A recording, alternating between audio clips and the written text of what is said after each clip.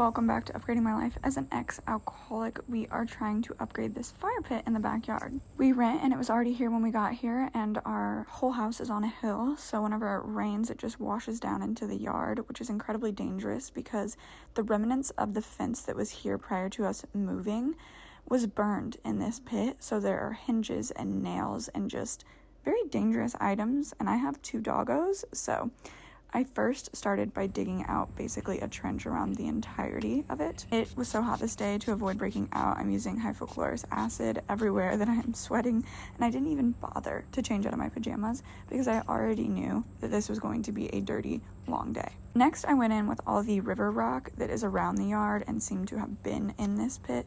It looks like someone actually did frame out this fire pit at some point, but it has been years because I definitely uncovered and dug up some rock, but I was just using what was already there to see what I could come up with.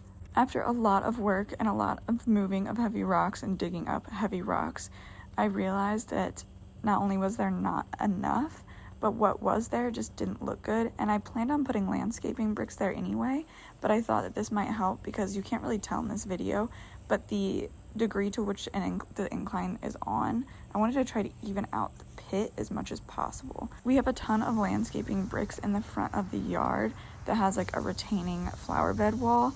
Really, it's like a rock bed. You guys have seen videos of that. It's in this series under this playlist if you want to go watch that video and see what I'm talking about.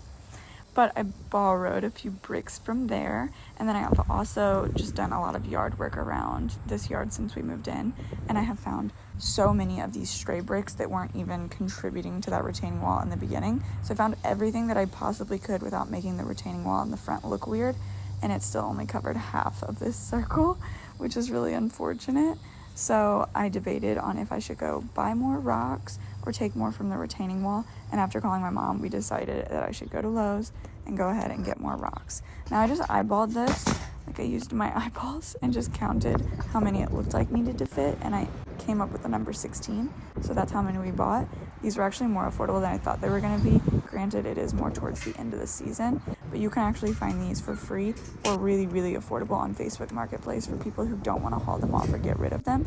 I just didn't have the time to do that prior to the event I was hosting in my backyard. I did not film me bringing up the rest of the rocks, but I did film me putting these tiki torches in the ground, which arguably was very hard, and this just terrain in this yard is so rocky and so unfortunate, and I honestly love our home and love the space that we have. And when we moved, we didn't have the budget to be picky, but I will be keeping that in mind next time we move.